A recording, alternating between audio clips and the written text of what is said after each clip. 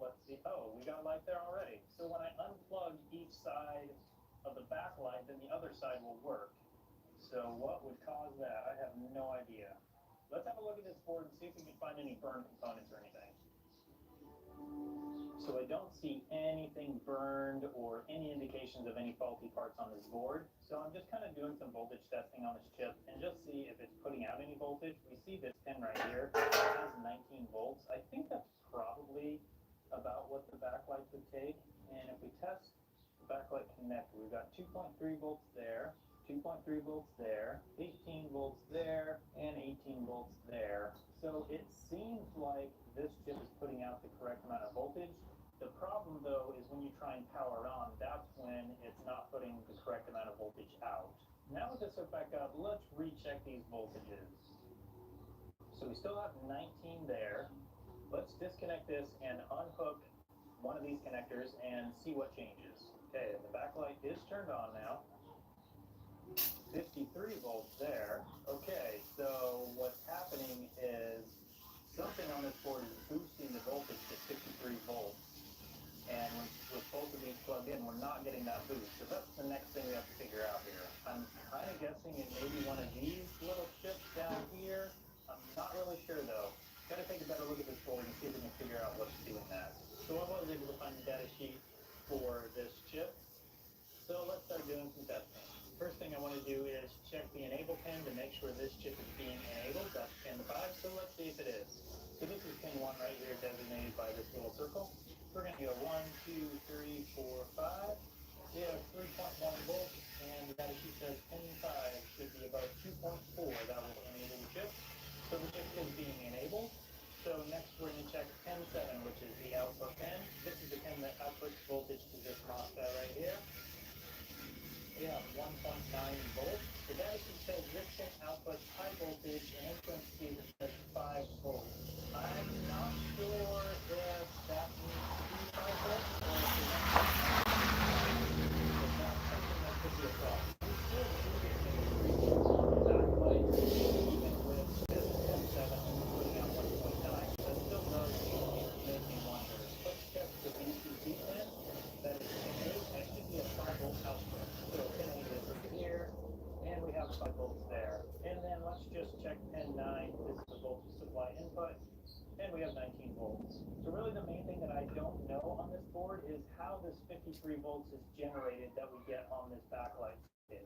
Now it is possible like one of these other chips could be generating that. I kept those and I don't see any output of 53 volts on those either. I think at this point the best thing to do is change this chip. I did find a board on eBay that had this same chip. It's not the same board, but it did have the same chip. So I'm going to replace that and let's just see if that'll fix it for us. Because when this doesn't,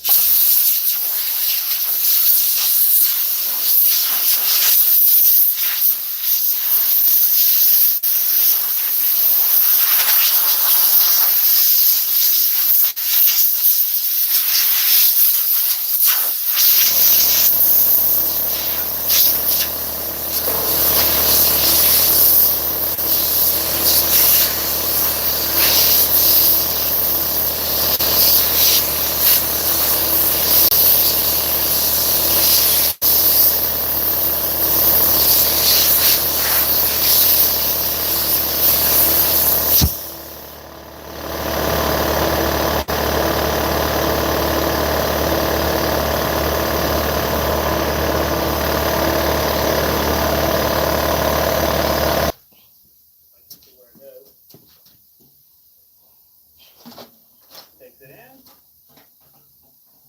spins up,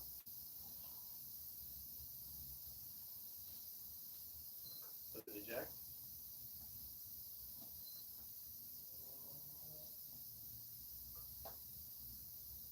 Okay, there we go. It's a little worried there for a second. Okay, good so far. And game console number 5. There we go. PlayStation 5, number 5. Seems to be working fine. The display did glitch out, but I think it might be my HDMI switch. It seems to be working fine now. We'll test this a little bit more just to make sure that everything's working fine, but so far it's looking good. Game console number 6 is this Xbox Series X that it has been taken apart before. This one's probably got something wrong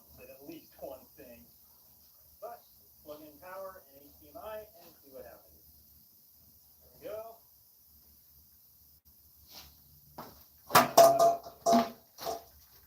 No power. Okay. So game console number 6 has no power.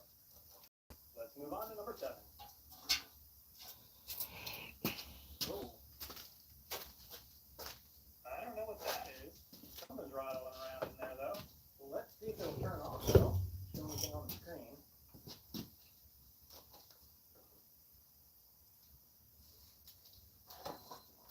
Okay, this drive has power. And console has power. Okay, so everything looks fine so far. Let's try this. Takes it in, and it spins up, okay? So number 7, no problem found. We'll test that more off camera. I think we'll have Robert Restores play some games on these. Some people have the worst jobs. Alright, let's change it up and have a look at this Xbox Series X. Don't see any problem with the HDMI. Okay, I'll plug it in. This guy doesn't make a beeping noise. Nothing makes a beeping noise. It does turn on though, but you get no signal.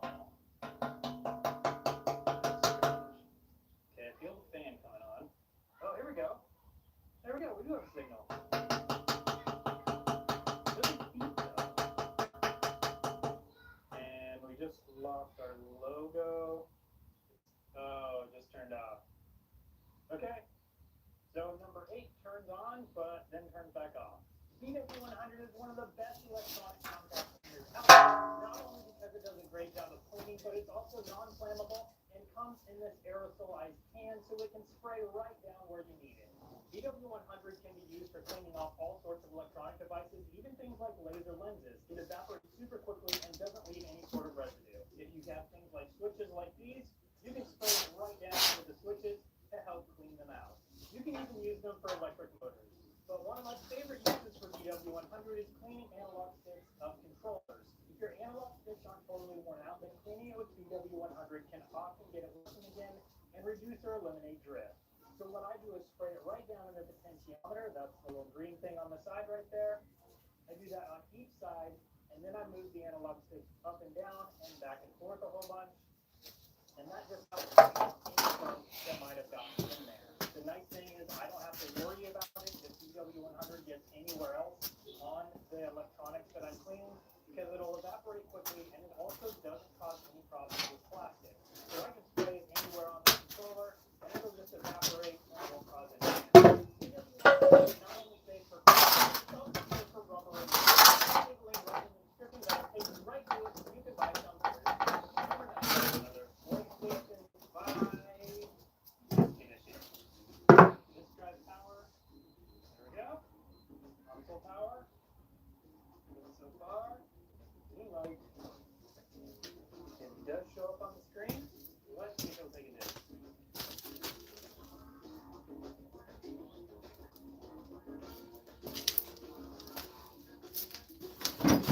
Oh, we got to this one. It takes the disc, but it doesn't fully spin up.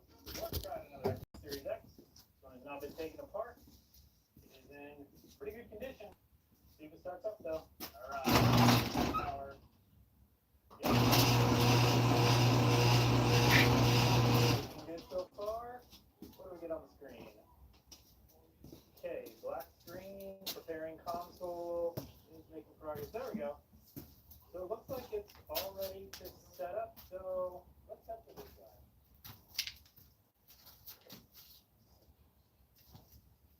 All good. Takes it in, spins up. Okay.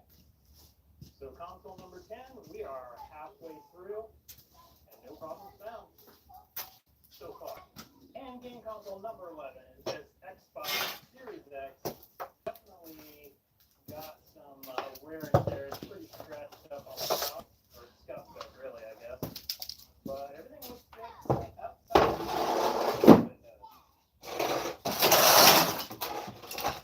This guy has power. This will have power. Let's grab this.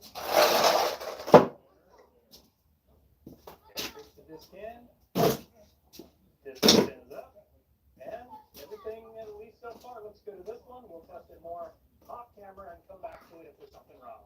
Let's move on to number 12. Let's do another PlayStation 5, another disc edition. Good on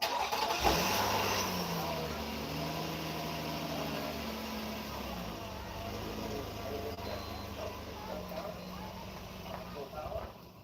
Ooh, what's that? Now let's see what happens here. Ooh, no light. Get a blue light.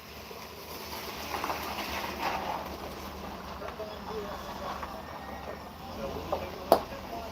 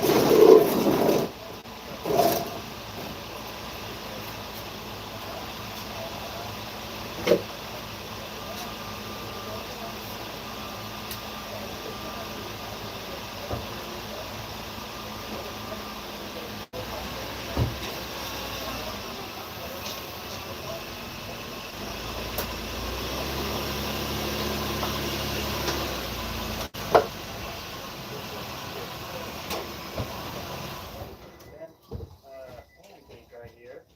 Don't know if that's why it was with this lot, but maybe.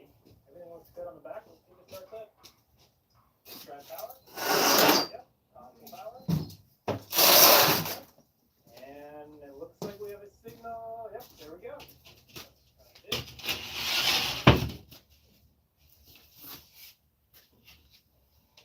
Baked it in. There's another no problems found. Let's move on to 16. Console number 16 is this Xbox Series X. Don't really see any problems on the outside. Let's see if it turns on and if it shows anything on the screen. Got power. Didn't make noise, but it is coming on. Oh, the little console is coming on. Okay. Interesting. Not sure what that's about. Steering console. Okay. And it just turned on. If I turn it on again, let's see what happens. Okay, here it is. The steering console, 50%. Really weird it didn't stay on. I'm not sure what's going on there, and it's stuck at 50%. Something went wrong. Error E200. Okay, we'll be taking a look at this in a minute. Let's move on to console number 17.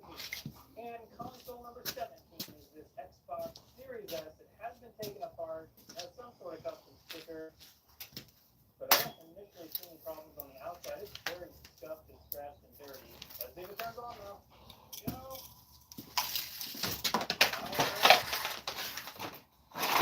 The light. No, it's red. It's yellow. I didn't know that was a thing. They're almost like greenish. Okay, that's interesting. I wonder if somebody spotted this, so I had a different color LED. Maybe. Do a quick screen. And set up the Xbox. Okay, we'll need to do more testing on this one. So far, everything's looking good though. So this PlayStation 5 had this guy in my storage room where I stored it. I think I might be able to get pictures of this for something, and so I have to take it apart.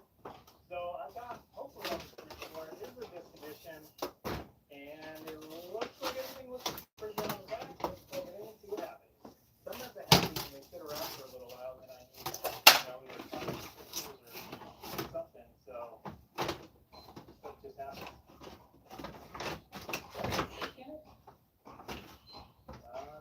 I don't know. It restarted. We should have, okay. Repairing console storage, alright. Let me try putting a disc in this.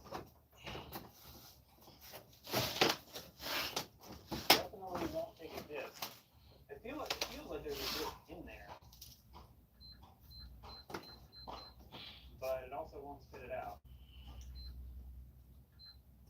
Okay, so console number 18 shows up on the screen, but there is definitely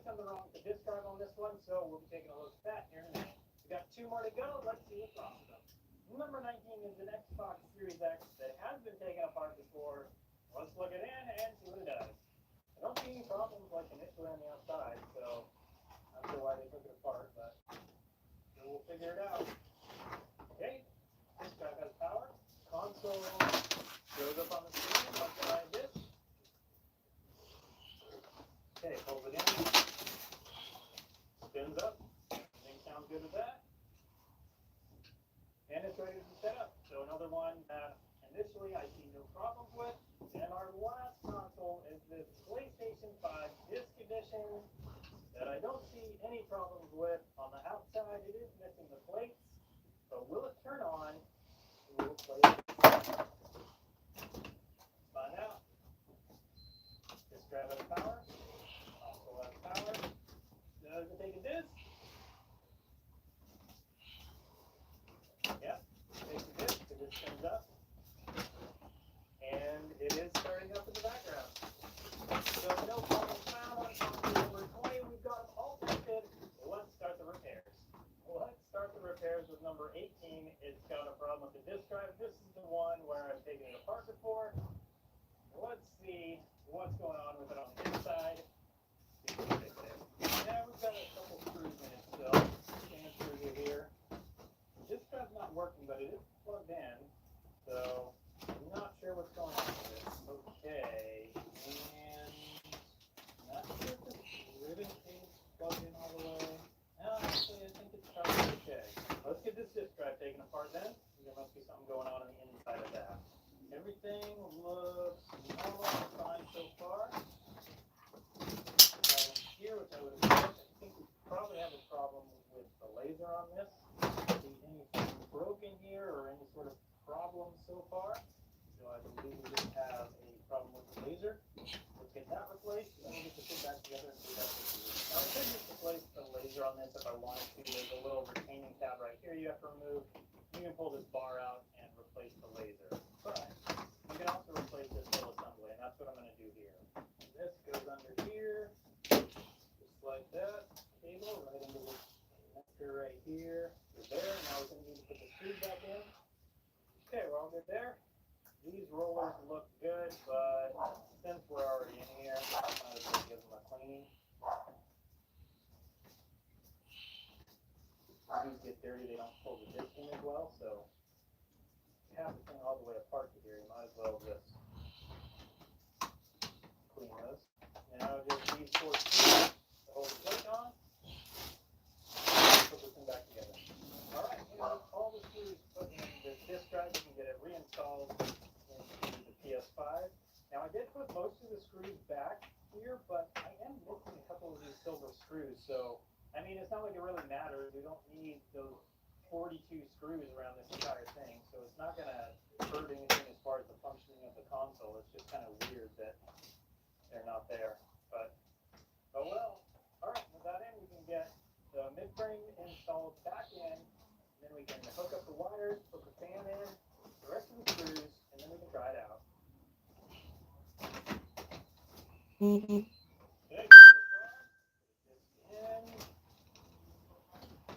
alright, taking it in, and it is it's fine.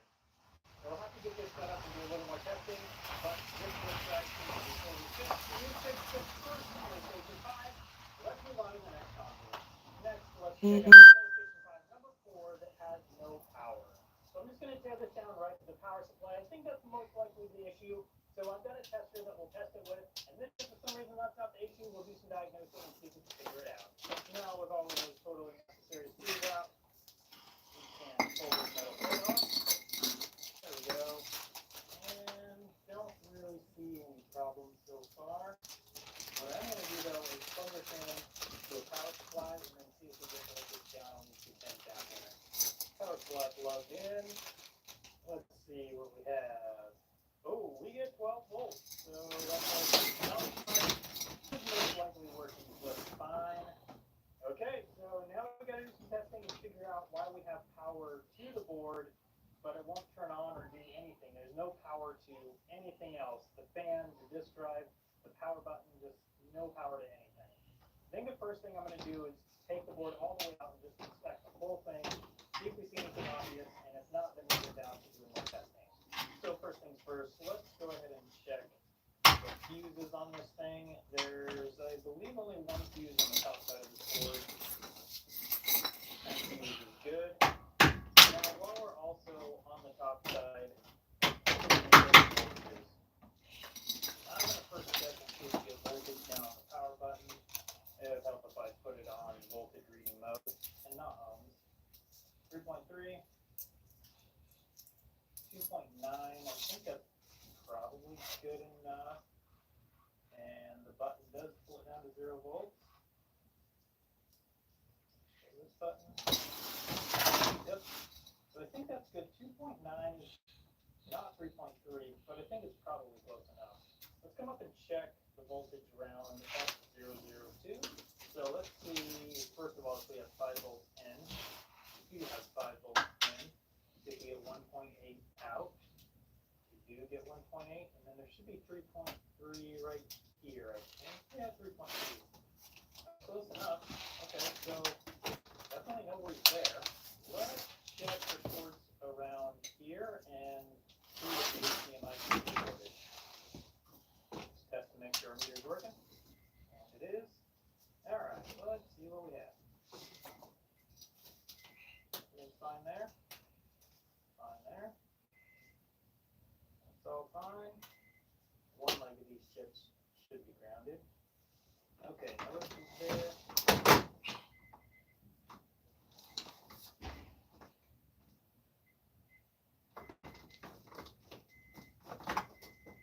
Alright, no issues there. I'm just going to do some random checking for shorts around some of these other components.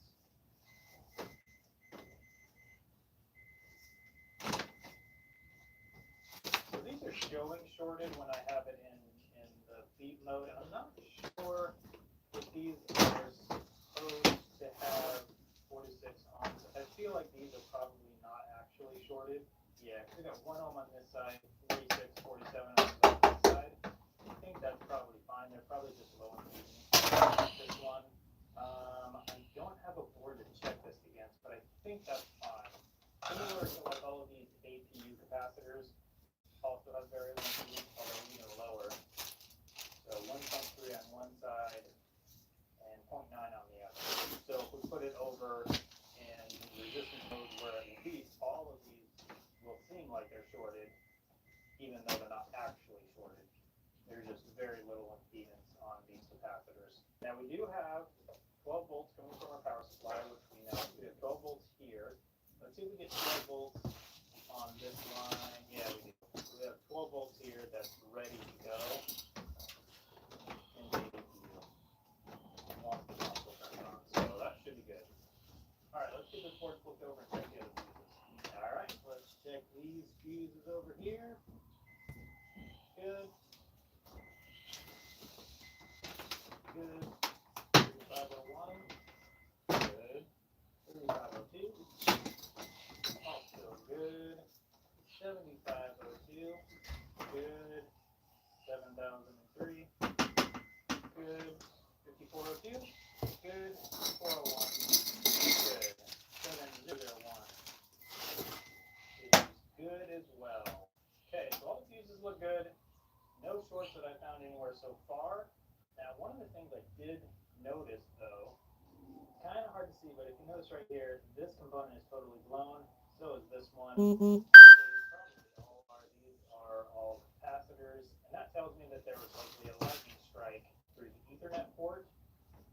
So that's the other thing we're battling is it's probably a lightning strike, which also means it's, I don't know, probably somewhat likely that there's a problem on the south bridge. We've got a few more things to check, but so far this is not looking great for a fix for me today. So to recap, all the fuses are good. There's no shorts that we found. The power supply is putting out 12 volts. There's voltage on the board in the places it should be. I have checked standby voltages. We got the 5 volts, we got the 3.3, we've got the 1.8. All the voltages are there that should be there. And it still just does nothing. So I think this is probably a BIOS issue, maybe Southbridge issue. For now, though, I'm going to call this not fixable for me. Let's move on to the next console. Let's see if we can fix this Xbox Series X next. This is the one that has the 200. So I'm going to get a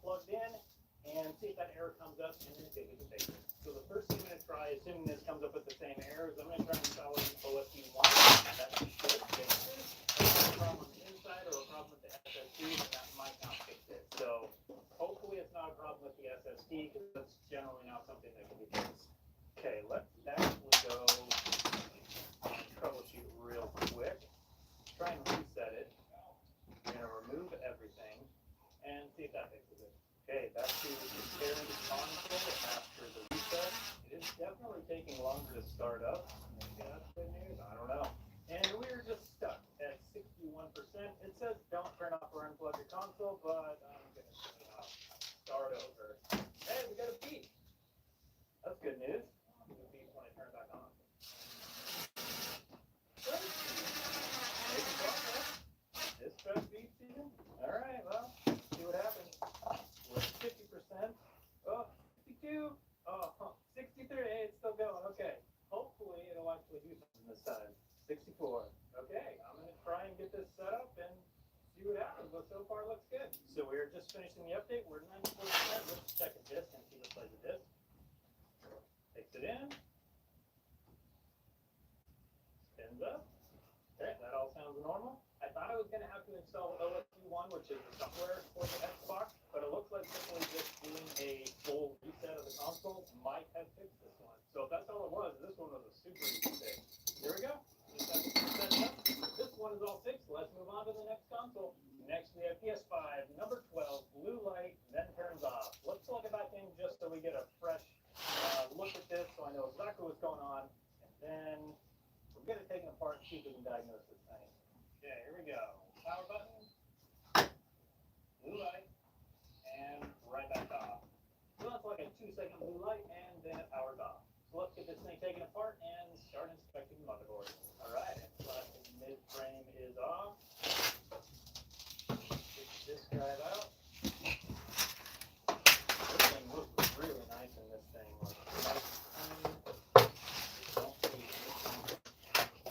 Looks like it's having a problem at least yet. All right, this plate is all loose. And see zero problems so far.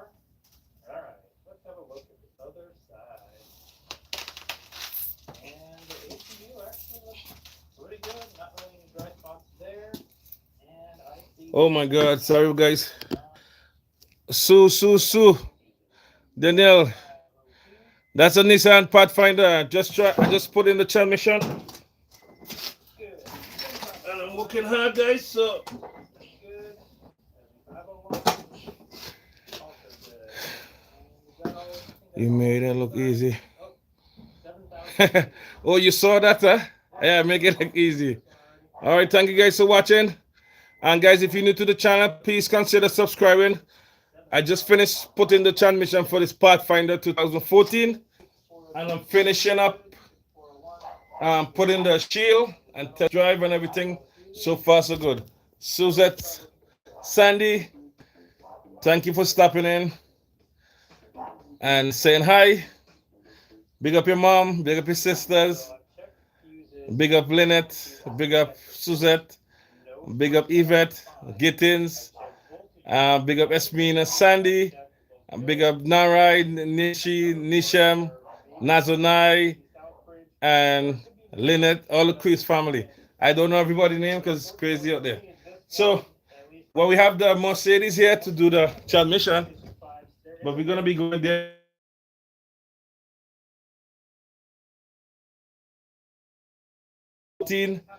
GLX, GLS 63. Very fast. So, without further ado, guys, I'm a little busy. And this is a Nissan Pathfinder. Yeah, 3.5. So, don't forget to like, share, and consider subscribing. Thank you guys for watching. Okay, I'm going to hook up the HDMI. So, looking for number 10. No, fan's still on. Okay. Let's hook up the HDMI. Okay, HDMI plugging in. Still on. So, yeah. And now we have what? Listen, you guys saw this. This is number 8. It turns on and then it turns back off. And now it's just staying on. Let's try and update it and see if that's the issue. It could just be an update issue. And actually, I think what I'll do is try and just factory reset it. Because there is someone's account on here right now. So, system, console info, reset. Okay, let's see what happens. I thought for sure this was going to be a difficult fix, and maybe it still will be, but I just can't believe that it's turned on and stayed on. So here we are, still updating. So far, it has stayed on. Previously, when I was first testing this, it would stay on for like 30 seconds and then turn off. So this is really good. We're at 94%. Let's see what happens once it's fully updated. Okay, everything looking good. Okay, so here we are all set up. We do need to test the disk drive. Let's give that a try. Takes it in. Spins up good so far. And there we go. So this Xbox is working fine. I'm not totally sure what we did to fix it. I think just resetting it and updating it is what fixed this one as well. Let's move on to the next console. And console number 9 has a disk drive issue. I don't remember what it was doing, so let's find out.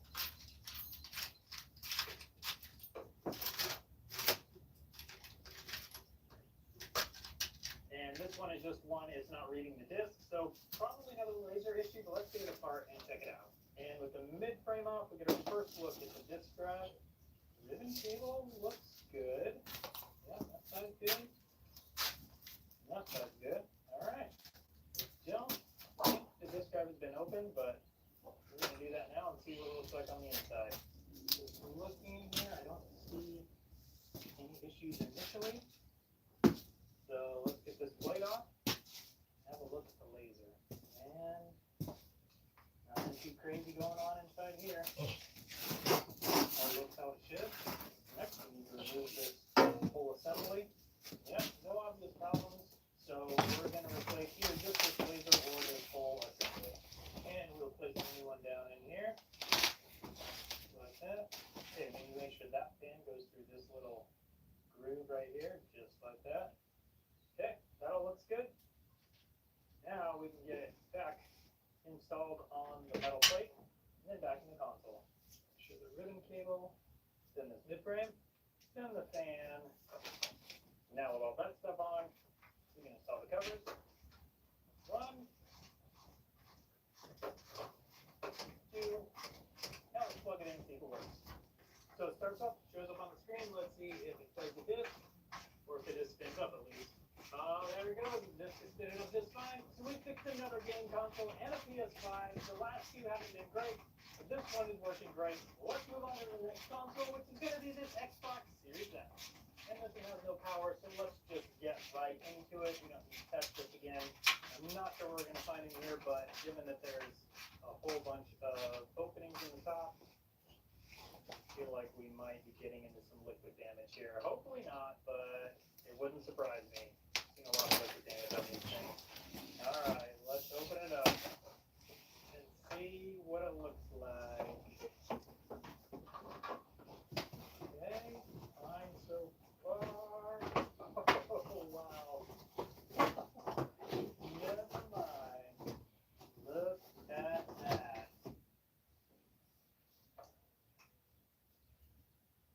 You know, everybody's got to know when to say, nope, I ain't touching that. And this is definitely that time. Let's move on to the next console. So next, I believe this is console number 1. I have Restore Rob take apart for me. And I'm going to replace this HDMI port. I'm going to get my hot air soldering station started up. And I'm going to heat this from the bottom right down here until this port just falls out. And then while it's still warm, I will install the new port and then just let the solder solidify. And then we'll check it and make sure it's all soldered on correctly. Before we do that, I am going to tin these pads. So I'm going to put a little bit of flux on these and then just come through with my soldering iron and just put a little bit of solder on each of those pins. I do also want to say, if this is something that you want to learn how to do, it looks fun to you, I do actually have a soldering course at GameConsoleRepairSchool.com. And the first course, I have a number of courses there. I have 3 total courses. But the first course for beginners is totally free. So if you've always wanted to do this, but don't know how and haven't, don't have a place to learn or a way to learn, you can learn for free online. air station set at 1100 degrees Fahrenheit and an airflow of 3. These take a ton of heat, so I use a ton of heat to remove them. These boards are really thick, so it just takes a lot to get these ports off safely. And if you don't get enough heat on them, then you're going to end up tearing pads, and then you're going to need to take my other soldering courses to learn how to micro solder. So it's important to get plenty of heat on these things. And I'm going in a circular motion because there is solder along the front, along the back, and the sides that needs to all melt and all be liquid at the same time. Solder is melting on the front a little bit, but not on the back. Yeah? Oh, there we go. It's getting there. There we go. It's getting loose now. Just gonna wiggle it a little bit. Not too much.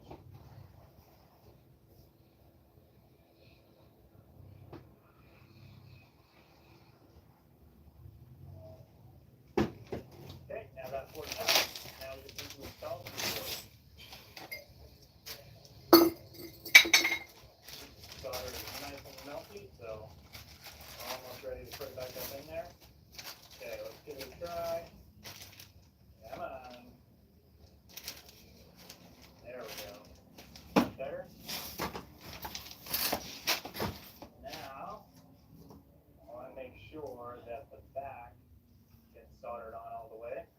So I'm going to put some pressure on it with my fingers, heat it all up again. This will help the back solder on all the way.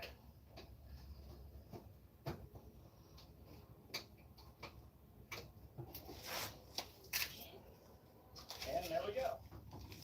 All right, and now I'm going to come through and just re-solder all these pins. I'm going to use my large iron to basically just touch all of them, make sure they're all soldered down really well.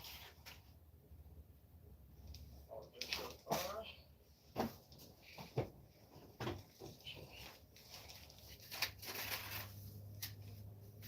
Okay.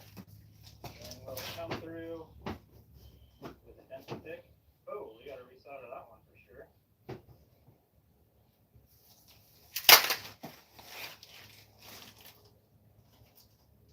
Okay, so that one needs to be resoldered. So, all right, and with that resoldered, let's just check each pin real quick. And they're all soldered on solidly. That looks great. Now I'm going to give this back to Restore Rock so we can put it back together.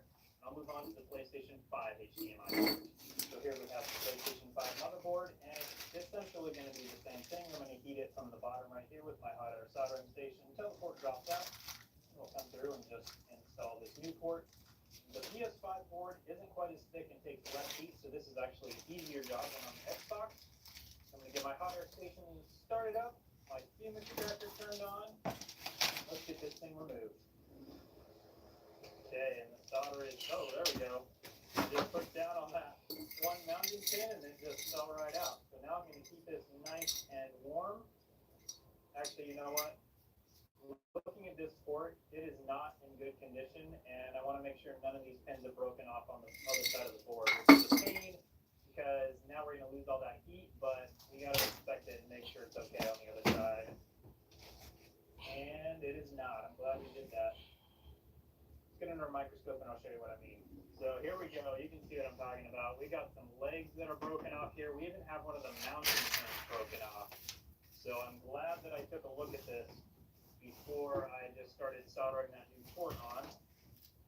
Because we need to remove all of that, including those legs. So I'm going to do that with my large soldering iron. And I'll just come in and heat them up until those legs come off and they'll stick to my iron. And I think we're missing this component right here. We'll have to take that off of another board. Now for this leg, let's see if we can heat this up enough to push that leg through. These take a ton of heat, and even my large soldering iron might not be enough. It is not wanting to go. Okay, we'll have to heat that up with hot air.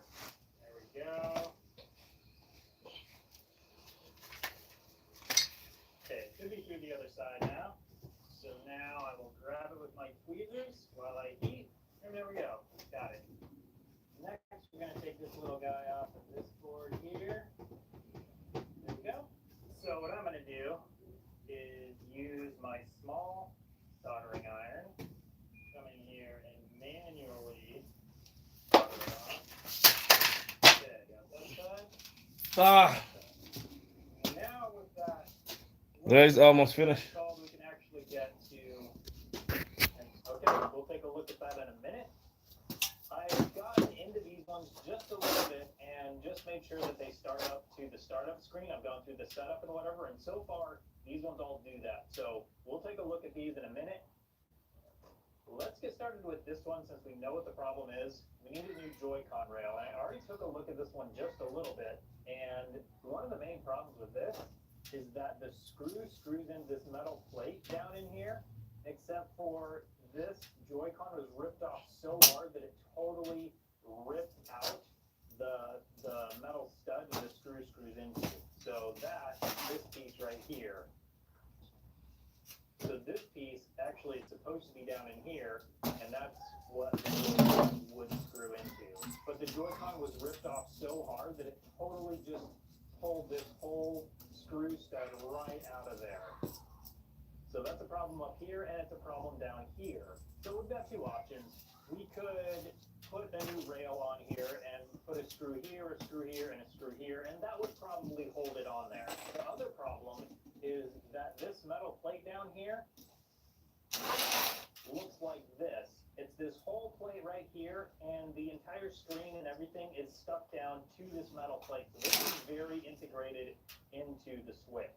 So I think the best thing we can do right now is actually just swap the board out of this into another switch that doesn't have that problem with these screw studs right here. Now sure, we could go through all the trouble of removing everything out of this and installing a new plate into this, but that's going to take a really long time, and it's just going to be easier to remove the motherboard and put it into another switch that is all good except for a faulty motherboard. Now, some people might say, well, Steve, you're not even fixing anything, you're just replacing parts.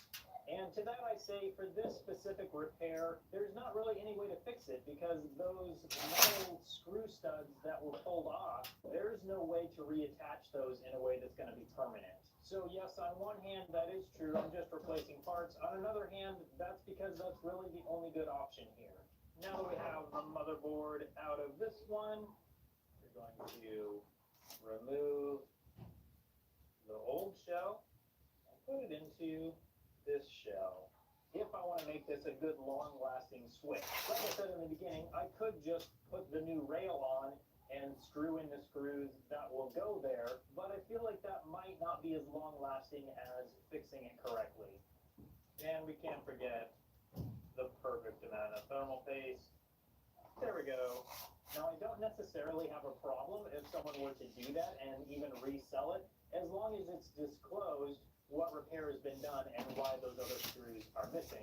Then the person buying it knows exactly what they're getting, and the person selling it is being honest about what was done.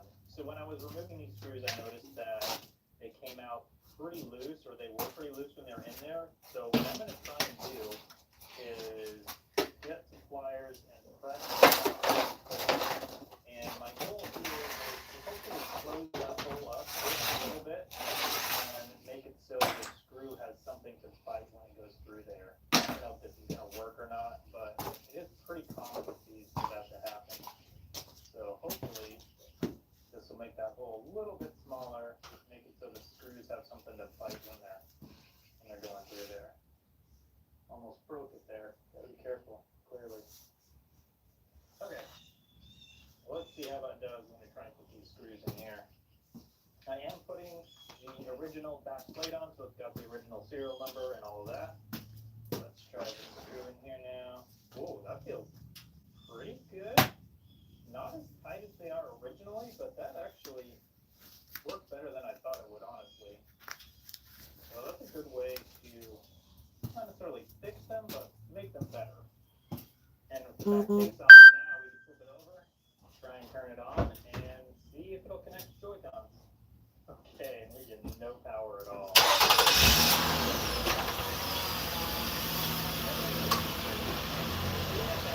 And we'll move on to we're gonna move on to number 2. I do realize I'm going out of order here, but some of them I just haven't found any problems with so far. And since it was a bunch of customer returns, there's a good chance that some of them work just fine, even though they are marked as salvage. All right, so I know this is bad on this one.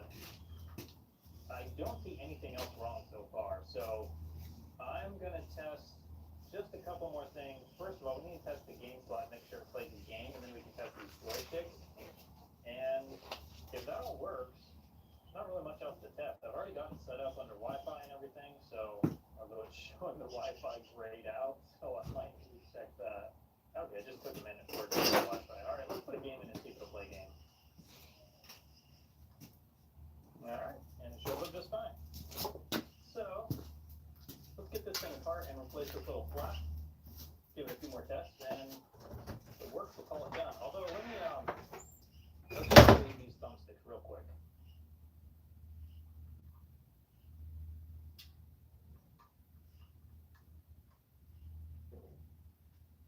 Okay, no problems with that one.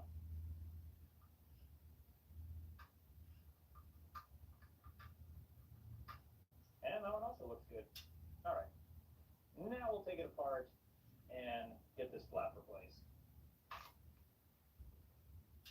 That is fairly disgusting. We're gonna have to clean that while we're in here. Do we get soaking first? Rather than scrub away on it, I'm gonna soak it for a little while, and then I'll come back and just rub it off, hopefully. And while that's soaking, let's get this replaced.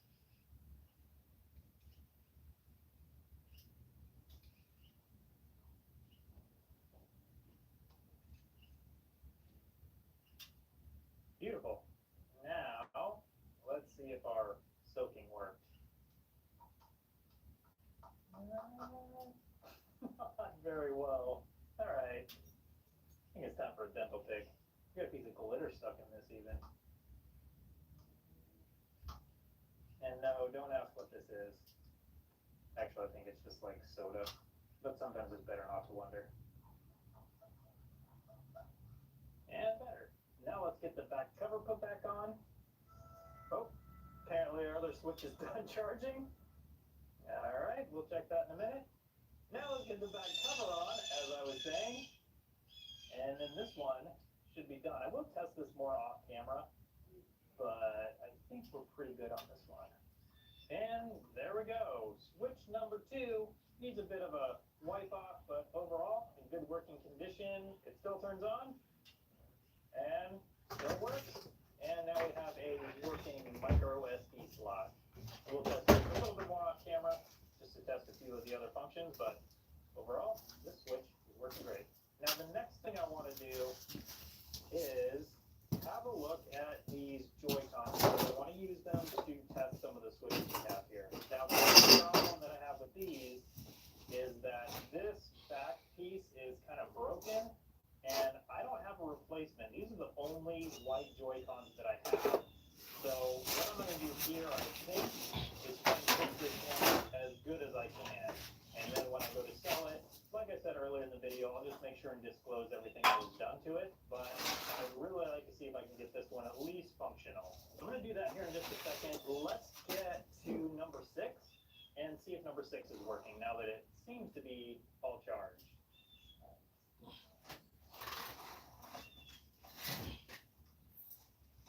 Okay, and so far, initial results look good on this one. I don't see any problems. I do need to test it in a dock, but other than that, number 6 looks good. Now let's move on and get these Joy-Cons done. And this Joy-Con actually looks fine. I don't think there's an issue with this one. I think it's, that button's a little sticky. And maybe it should be cleaned at some point. But this one is the real issue. So we've got this screw post that we need to remove from here. Well, let's try and do that now. Try and do it with the correct fit. That'll probably look better. And I think I'm actually getting it. Okay. Now, this piece we're going to have to keep because I think what I'm going to try and do is glue it back on where it goes. But let's not do that yet. We got to get this thing apart the rest of the way first. And I am going to use a different rail because this rail is broken right here, and there's just no way to fix that. Even if I could fix it, I don't have the piece for it. So I'm going to steal that from another Joy-Con, or we probably actually have this part just sitting around, so I'll use a different rail. Alright, here we got some nastiness going on here. Clean that off a bit. So the rest of this part, as far as I can tell, looks pretty good. So I don't think we need to worry about this part. I think there's basically always just going to be a gap right here, and I'm not sure there's anything we'll ever be able to do about it. I might be able to take this and bend it a little bit, maybe. I don't want to grip this with pliers because I'm going to end up marking the surface. I know what I'll do. Get a clamp, like this clamp. Clamp it right where you see it. And then bend it up. Okay, actually seems to be working a little bit. Okay, I mean, I think that's better. I'm going to tell myself that's better. I don't know if it actually is or not, but I think it is a little bit. Now, this is not going to be an ideal repair just because right through this screw hole is just not a good place to try and do a repair, but we're going to try it anyway. So what I'm going to do first, I think, is what we need to do is clamp this and then super glue it and see if that will keep it together enough so we can put a screw down there and it'll stay on. I'm going to clean this thing first. This thing is just disgusting. Oh yeah, it's all sticky. That's just gross. If you want to see a video where a bunch of these get cleaned, Robert over on the Restorers channel cleaned a whole bunch of these. Very satisfying video to watch, at least for me it was, because there's just, I think he took apart like 20 of them all at once or something, and it just looks really cool. So if you like this kind of thing and you want to see more of these things getting cleaned, go over to the Restorers channel and you'll see that video. Okay, better. Now that that's done, let's start doing some gluing. So we need to glue this part and then we need to glue the screw post back onto here. Just gonna use a little CA glue down in there. And yeah, I'm very aware you can use baking soda and it'll cure faster and be stronger, and I might do that. I'm actually gonna add some just along this whole crack right here, and hopefully strengthen that part of it. Might have to sand some of that off. Went a little heavy in spots. Now I'm just gonna let that cure, and then we'll come back once it's done and check it out. And I did actually just now realize that we can just go ahead and glue this post on while it's there. And I gotta get this thing down as close as we can to how it was when it was torn off, because it will just fit in there, fit down there better how it should, and more like the how it was originally. Oh, almost had it. And then we did. Not perfect. I think that's about as good as we're gonna get it though. This little piece is kind of up off of there, and I don't like that, but I'm just not sure there's anything we can do about it. Might as well go all in and glue it up even more, make sure it's nice and strong. That way, if we have to fix it again, it's more difficult. Let's see what happens and how it is when it dries. So I've let this dry actually for days. I left it here over the weekend. So let's see, first of all, whether I glued it to my Omnivise or not. Nope, okay, that's good. And so far, it's actually staying together. Still got, obviously, you can still easily see the crack there, but okay, so this part could be a problem though, because this piece still is kind of just like raised up off of there a little bit. Let's see. Oh, that actually sort of fits on there. I don't know if that's going to work for us or not. So I've been working on trying to get as much of the excess super glue out of this little area right here. So that's where the rail fits down into. I've gotten a lot of it, but I don't know if it's quite enough to get the rail to fit in there correctly. It's gotta fit kind of like that. Okay, actually, I think that might work. We're gonna give it a try. Okay, and then this guy, and then one screw. Hopefully the screw goes in here. Okay, that seems to fit on there. All right, these in here. I think I can do this without taking this apart the rest of the way, but I don't know for sure. It might be kind of difficult. We're gonna have to take it apart. Sometimes you just have to ask yourself, what would a smart person do in this situation? And then do that. I think a smart person would take off this mid frame. It's just too difficult to get that on there correctly. Also, it's not going to hurt to have a look at this and make sure those ribbon cable connectors aren't damaged or anything too. So we're not really losing much except the time. All right, now we can see what we're doing here. And yeah, that actually looks okay in there. Now we put this cable in here. So much easier. Lift the locking tab down.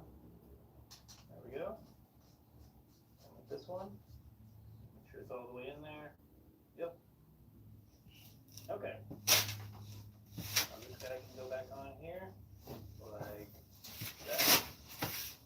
All right. Okay, anything else we need to do in here? I think we're good. We just have to see if this thing will fit together and work when we're done.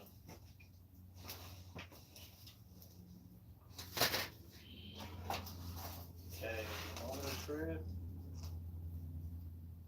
All right, that actually, there's still kind of a bump there, but that's mostly because this plastic is deformed, I think. And I'm not sure there's going to be a good way for me to fix that.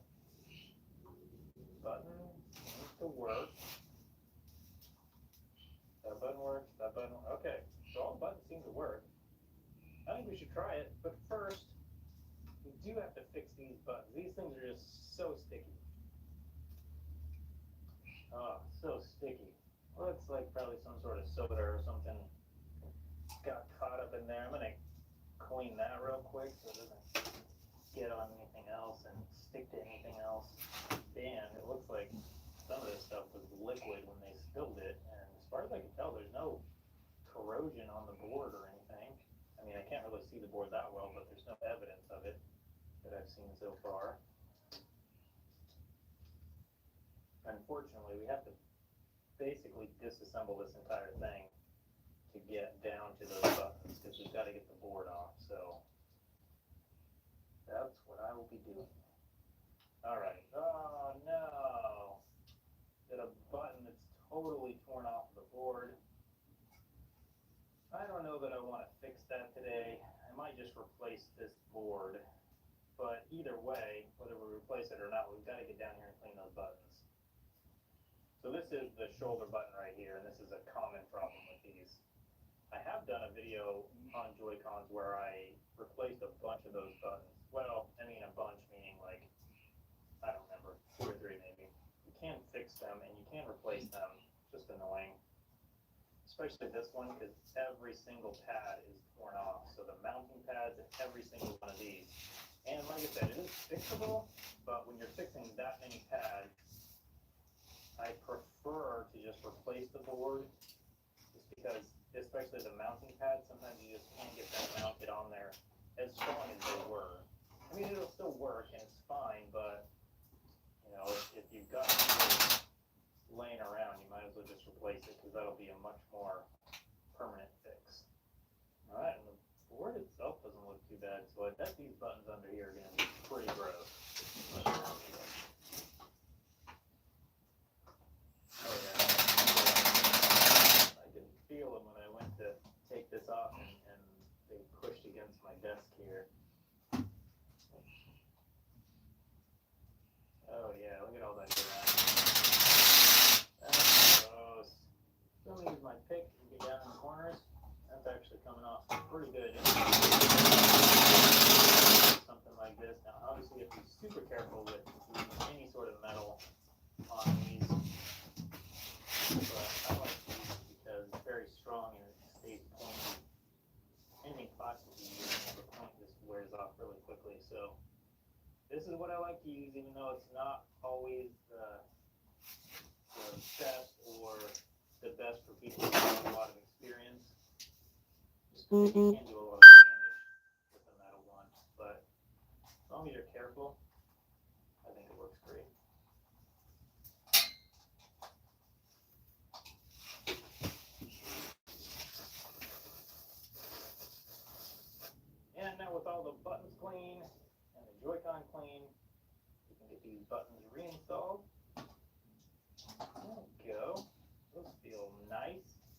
nice and crispy. And here is the replacement board with the button solidly soldered on. Next we have this fun part. And now it's battery time. Alright, now. Oh, this was too earlier. Come on. Let's get this battery back out. Take this off. It's only 3 screws. It's not a big deal. It's just annoying. There we go. Now we can lift it up enough to get to those connectors. All right. There we go. That one. Okay. How those buttons feel? Oh, that feels beautiful. Nice and clicky. That's what I'm talking about. All right. So these two Joy-Cons, not perfect, but much better than they were, and hopefully they'll actually work once we get them on to a Switch. And let's give these a test and see if they work. That's good news. That one is a little loose. That's not even the one that I fixed.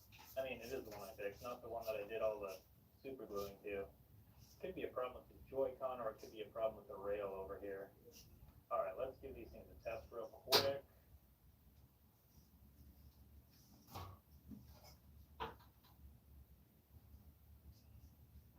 Okay, not bad there.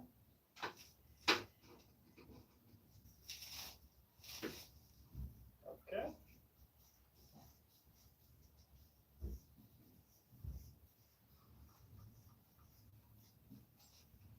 Oh, nothing on the flux button. Oh, I didn't actually want to go home. I just wanted to test the button. Oh.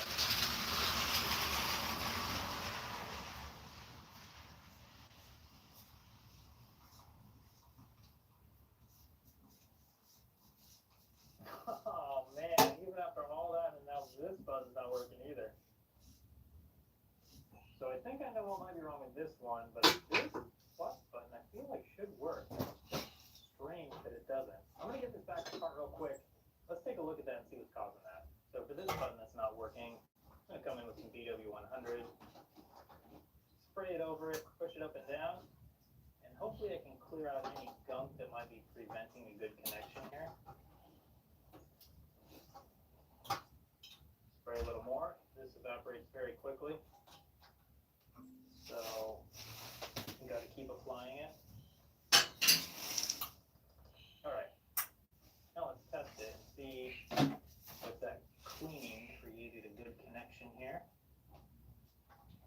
One probe on this pin, one probe on this pin, and my meter should beep when I press the button. Okay, there we go. And that cleaning seems to have fixed it. Now I just need to get this Joy-Con back together so we can connect to the Switch and just make sure it works when it's on the Switch. Alright, let's see if that cleaning worked. Here we go with the plus button. Oh, heck yeah, it did. Awesome. Alright. So the right Joy-Con is all ready to go. Let's see what's wrong with the other one. And just as I suspected, this button is basically destroyed. Luckily, all we have to do is replace this board right here. And I believe it's attached to this board, but we just have this little assembly to replace, and then we can get that working. So let's get that done now, and hopefully that's all this controller needs. I love it when manufacturers make things modular like this, especially these buttons that so often go bad. People just mashing on them. It's really nice when you can just replace that one button instead of on the other side you have to replace the whole board because it's attached. I mean, like I said, sometimes that is fixable, but permanently. But it is doable if you have the skill. A lot of people just don't though. Like it takes a lot sometimes to fix some of this stuff. So manufacturers make it a little easier to fix or just replace like this. That makes things more repairable. And there we go. So instead of needing a ton of soldering experience and micro soldering experience to replace this little button, all we have to do is just undo, take apart the controller, remove 3 screws. There we go. Alright, here we go. Let's see if that button works. Oh yeah, of course it does. There we go. Okay, these controllers are as fixed as they're gonna get, so we got those done. I also tested 6 switches, and these are all fully functional as far as I can tell. So in this lot of 13, 6, that works just fine. Now there's 3 of them that don't dock, so let's focus on those now and see if we can fix those up. Let's get this open switch attached to the dock and see if we can get it to dock. I was playing around with it a little bit off camera, and I actually was able to get it to show up on the TV if I held it just right there. There we go. So we know it does dock, but as soon as I let go of it, the TV just turns black and doesn't connect. So let's take a look at this and see if we can see if there's anything supporting this dirty or something. Oh, here we go. Now it's coming on with it all the way down in the dock. But it's just not reliable. So let's take a closer look at that port. It's kind of hard to see very well, but there is some sort of like residue around the side of the port. The port itself doesn't look damaged, like the pins don't look damaged. I'm thinking it might be just really dirty in there. I think that's actually looking pretty clean. Let's put this thing in the dock and see what happens. Here we go, straight in. And turn it on. Green light on the dock. And, oh, still nothing. Okay, so I'm going to take the back cover off of this so we can look at that port a little closer. Maybe there's some loose pins or something going on. And just looking at the pins, I don't actually see any problem there. Now with the battery disconnected though, we can really get in here and clean this port up really good from the inside here. So I went ahead and removed the motherboard from the console so we can have a little closer look at this port. You can see down inside the port, there's a lot of junk down in there.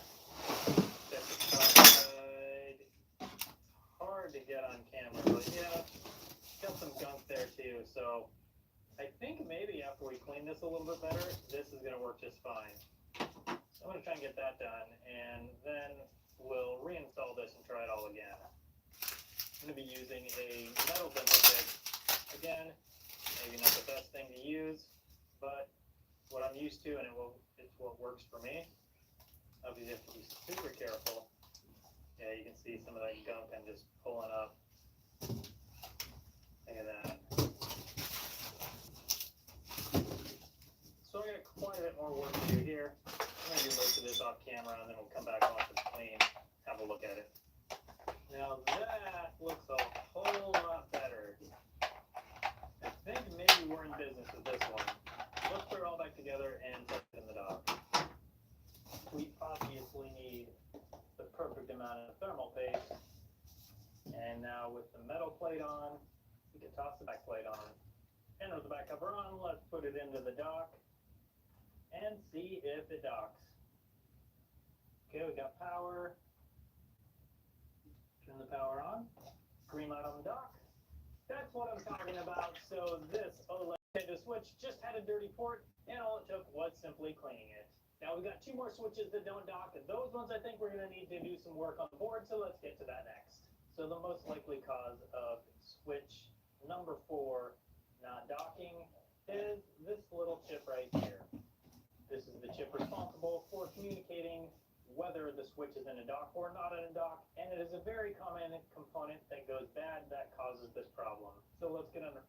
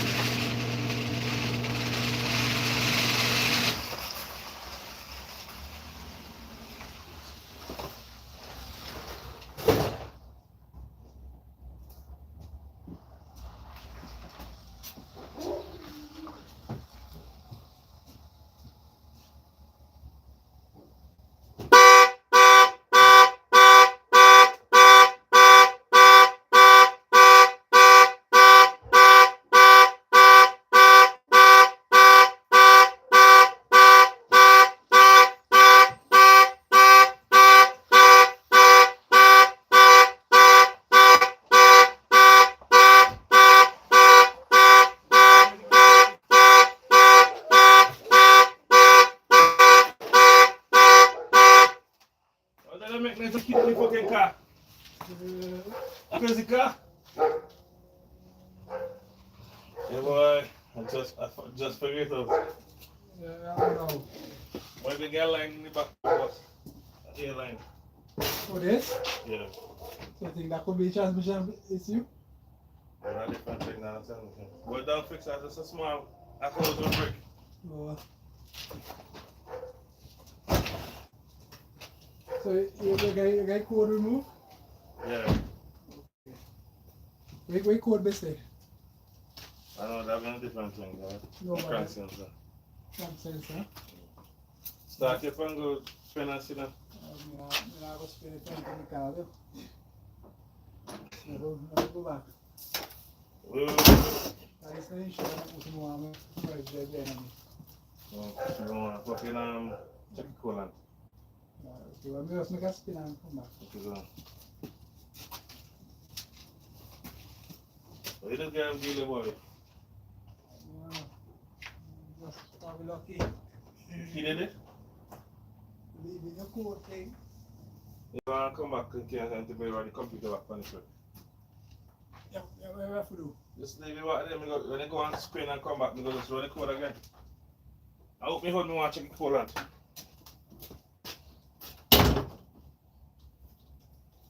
What's my other man see the van transmission? So you want something? Them guys talking to them, but it's not scrap vehicle, but they're not fucking send up. Oh, he think they have the warranty, whatever paper there. Yeah.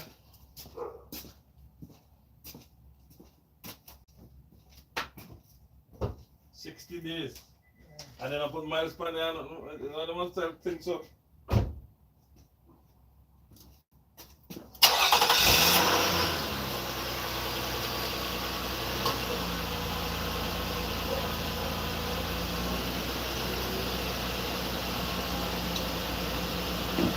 Pull up full.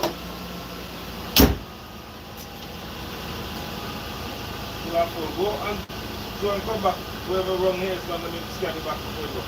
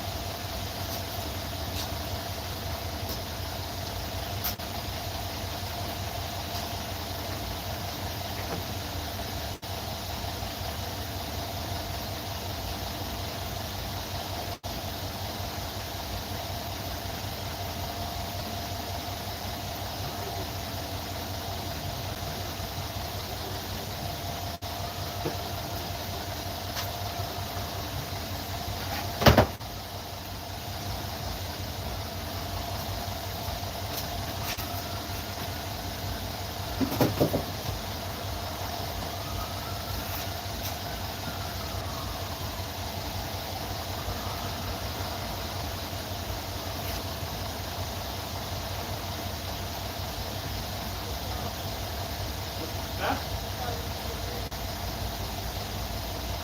No, I poured it on 2 seconds.